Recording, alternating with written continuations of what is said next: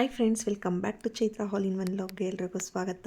ಯಾರೆಲ್ಲ ನನ್ನ ಚಾನಲ್ ನೋಡ್ತಾ ಇದ್ದೀರಾ, ಪ್ಲೀಸ್ ಸಬ್ಸ್ಕ್ರೈಬ್ ಮಾಡ್ದಲ್ಲ ಎಲ್ಲರೂ ಸಬ್ಸ್ಕ್ರೈಬ್ ಮಾಡ್ಕೊಳ್ಳಿ ಅಂತ ಹೇಳ್ತಾ, ಸೊ ಇಷ್ಟು ದಿವಸ ಎಲ್ಲೋಗಿಲ್ಲಪ್ಪ ಇವಾಗ ಬಂದಿದ್ದಾಳೆ ಅಂತ ಕೇಳ್ಬೋದು. ಸೊ ನನ್ನ ಒಂದು ಕೆಲವು ಪರ್ಸ್ನಲ್ ಕೆಲಸಗಳಿದ್ದಿದ್ದರಿಂದ ಈ ಒಂದು ಫೋಟೋಸ್ ಎಡಿಟಿಂಗ್ ಆಗಿರ್ಬೋದು, ಒಂದು ವಾಯ್ಸ್ ಕೊಡೋದಾಗಿರ್ಬೋದು, ಇದೆಲ್ಲ ತುಂಬಾ ಕಷ್ಟ ಆಗ್ತಿತ್ತು. ವೀಡಿಯೋಸ್ಗಳನ್ನ ಮಾಡೋದಕ್ಕೂ ಸಹ ಕಷ್ಟ ಆಗ್ತಿತ್ತು.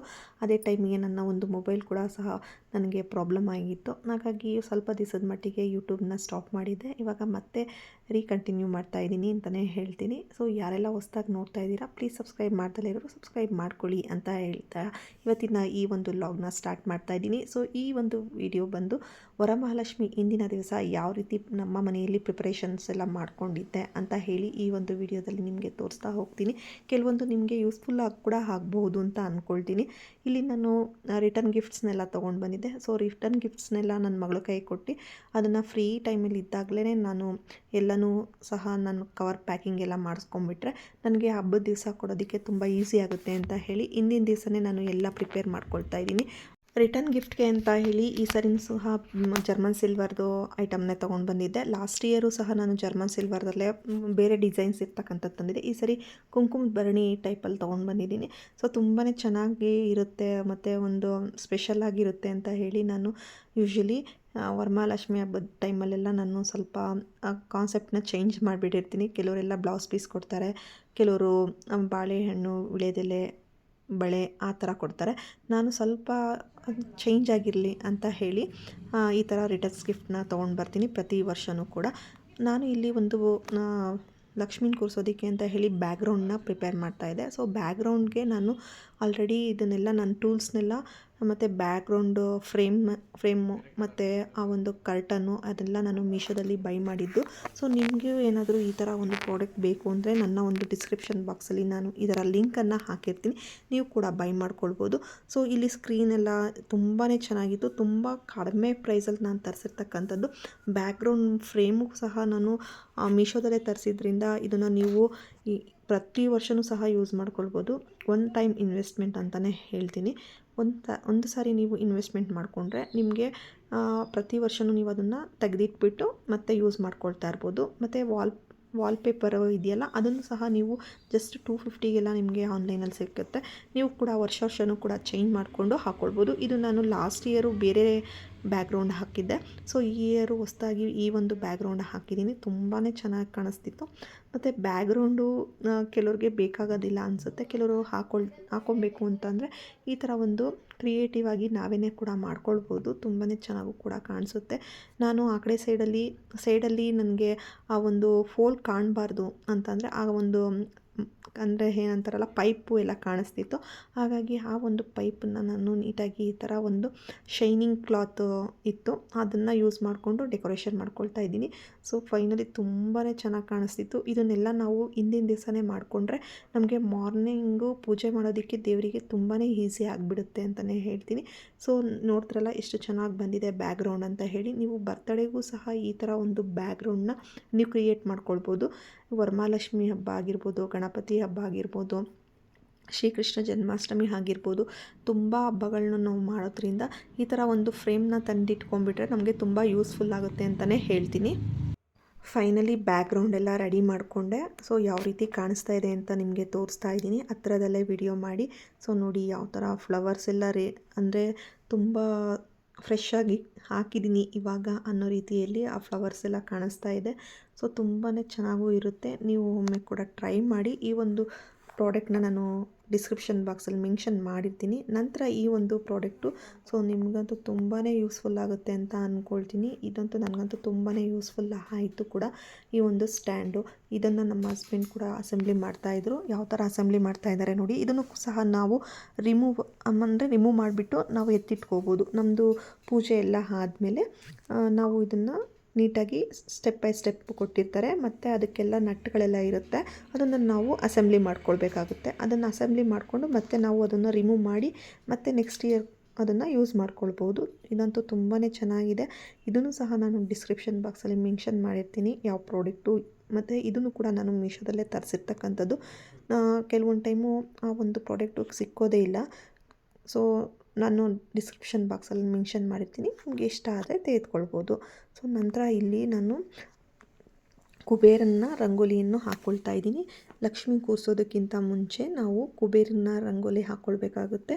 ನಾನು ಯಾವ ರೀತಿ ಹಾಕ್ತಾ ಇದ್ದೀನಿ ಅಂತ ನಿಮಗೆ ತೋರಿಸಿದ್ದೀನಿ. ಆಲ್ರೆಡಿ ನನ್ನ ಲಾಸ್ಟು ಒಂದು ವರಮಹಾಲಕ್ಷ್ಮಿ ಹಬ್ಬದಲ್ಲೂ ಸಹ ನಾನು ಯಾವ ರೀತಿ ಹಾಕಿದ್ದೆ ಈ ಒಂದು ಚಿತ್ರಾನ್ನ ಅಂತ ಹೇಳಿ ಸಹ ತೋರಿಸ್ತಾ ಇದ್ದೀನಿ. ನಾವು ಲಕ್ಷ್ಮಿ ಕೂರಿಸೋದಕ್ಕಿಂತ ಮುಂಚೆ ಆ ಒಂದು ಟೇಬಲ್ಲು ಅಥವಾ ಒಂದು ಆ ಬಟ್ಟೆ ಅದ್ರ ಮೇಲೆ ನಾವು ಈ ರೀತಿ ಈ ಒಂದು ರಂಗೋಲಿನ ಹಾಕ್ಕೊಳ್ಬೇಕಾಗುತ್ತೆ.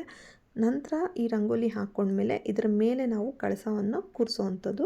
ಇದು ಕಳಸ ಕೂರಿಸೋದಕ್ಕಿಂತ ಮುಂಚೆ ಈ ರೀತಿ ಅಕ್ಕಿ ಹಿಟ್ಟು ಅದರೊಳಗೆ ನಾವು ರಂಗೋಲಿ ಹಾಕ್ಕೊಳ್ತಕ್ಕಂಥದ್ದು. ಸೊ ನೋಡ್ತಾ ಇದ್ದೀರಲ್ಲ ಯಾವ ರೀತಿ ಹಾಕ್ಕೊಳ್ತಾ ಇದ್ದೀನಿ ಅಂತ ಹೇಳಿ. ಇದನ್ನು ನೀವು ಕಳಸ ಇಡೋಕ್ಕಿಂತ ಮುಂಚೆ ಈ ಒಂದು ಕುಬೇರನ ರಂಗೋಲಿನ ಹಾಕ್ಕೊಳ್ಬೇಕಾಗುತ್ತೆ.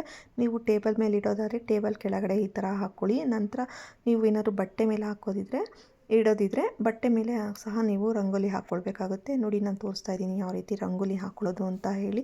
ನಂತರ ಇಲ್ಲಿ ಸ್ಯಾರಿ ಉಡ್ಸೋಣ ಅಂತ ಹೇಳಿ ಸ್ಯಾರಿ ಪ್ಲೀಟ್ಸ್ ಮಾಡ್ಕೊಳ್ಳೋಣ ಅಂತ ಹೇಳಿ ನಾನು ಈ ಒಂದು ಸ್ಯಾರಿನ ಚೂಸ್ ಮಾಡಿಕೊಂಡೆ. ಸೊ ಈ ಥರ ಒಂದು ಬಾರ್ಡರ್ ಇರ್ತಕ್ಕಂಥ ಸ್ಯಾರಿನ ತೊಗೊಂಡ್ರೆ ತುಂಬಾ ಚೆನ್ನಾಗಿ ನಾವು ನೆರಿಗೆಯನ್ನು ಕೊಟ್ಟು ನಂತರ ಸ್ಯಾರಿನ ಉಡ್ಸೋದಕ್ಕೆ ಚೆನ್ನಾಗಿರುತ್ತೆ ಅಂತ ಹೇಳಿ ನಾನು ಈ ಒಂದು ಸ್ಯಾರಿನ ಪರ್ಚೇಸ್ ಮಾಡಿದ್ದೆ. ಈ ಒಂದು ಸ್ಯಾರಿ ನಾನು ಮಗ್ಗದಲ್ಲಿ ನೇಯ್ಸಿರ್ತಕ್ಕಂಥದ್ದು. ಈ ಮಗ್ಗದಲ್ಲಿ ನೇಯಿಸಿ ಇದನ್ನು ನಂತರ ಪಾಲಿಷಿಂಗ್ ಮಾಡಿಸಿದಾಗ ಈ ರೀತಿ ಬಂದಿರುತ್ತೆ ಸ್ಯಾರಿ. ಸೊ ತುಂಬಾ ಕಂಫರ್ಟಬಲಾಗಿ ಮತ್ತು ತುಂಬಾ ಚೆನ್ನಾಗಿ ಕೂಡ ಇದು ಆ ಒಂದು ನೆರಿಗೆಗಳನ್ನ ತೆಗಿತಾ ಇದೆ. ತುಂಬಾ ಸ್ಟಿಫಾಗಿ ಸಹ ಕೂತ್ಕೊಳ್ತಾ ಇತ್ತು ಅಂತಲೇ ಹೇಳ್ತೀನಿ. ಎಷ್ಟು ಸ್ಟಿಫಾಗಿ ಕೂತ್ಕೊಳ್ತಿತ್ತು ಅಂದರೆ ಅಷ್ಟು ಚೆನ್ನಾಗಿ ಕೂತ್ಕೊಂಡಿತ್ತು. ಇದು ನನ್ನ ಫ್ರೆಂಡ್ ಅವರ ಒಂದು ಮಗ್ಗದಲ್ಲಿ ನನಗೆ ಈ ಒಂದು ಸ್ಯಾರಿನ ರೆಡಿ ಮಾಡಿಸಿ ಕೊಟ್ಟಿದ್ದರು. ಸೊ ತುಂಬಾ ಚೆನ್ನಾಗೂ ಕೂಡ ಇತ್ತು. ನಾನು ಸಹ 2 ಸ್ಯಾರಿಗಳನ್ನ ನಾನು ತೆಗೆದುಕೊಂಡಿದ್ದೆ. ಸೊ ನೋಡ್ತಾ ಇದ್ದೀರಲ್ಲ ಯಾವ ಥರ ನಾನು ಈ ಒಂದು ಸ್ಯಾರಿ ಡ್ರೇಪಿಂಗ್ ಮಾಡ್ತಾಯಿದ್ದೀನಿ ಅಂತ ಹೇಳಿ. ಫುಲ್ಲು ವಿಡಿಯೋ ಮಾಡೋದಕ್ಕಾಗಲಿಲ್ಲ, ಹಾಗಾಗಿ ನಾನು ಸ್ವಲ್ಪ ವಿಡಿಯೋಸ್ನ ಮಾತ್ರ ತೋರಿಸ್ತಾ ಇದ್ದೀನಿ.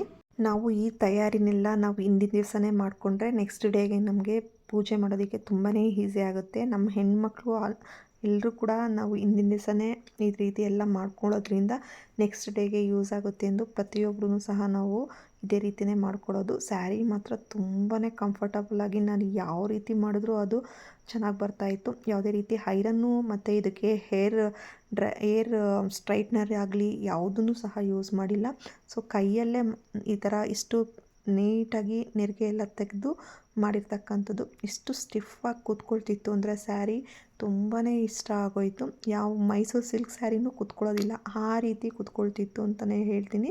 ತುಂಬಾ ಚೆನ್ನಾಗೂ ಕೂಡ ಕಾಣಿಸ್ತಿತ್ತು. ಬಾಟಲ್ ಗ್ರೀನು ಮತ್ತು ಡಾರ್ಕ್ ಮಾರೂನ್ ಕಲರು ನಾನು ಸೆಲೆಕ್ಟ್ ಮಾಡ್ಕೊಂಡಿರ್ತಕ್ಕಂಥ ಸ್ಯಾರಿ. ಸೊ ಒಂದೊಂದು ಟೈಮು ನಾವು ಸ್ಯಾರಿ ಸೆಲೆಕ್ಟ್ ಮಾಡ್ಕೊಳ್ಳೋದು ಸಹ ನಮ್ಮ ಲಕ್ಷ್ಮಿಗೆ ಒಂದು ತುಂಬಾ ಚೆನ್ನಾಗಿ ಕಾಣಿಸುತ್ತೆ.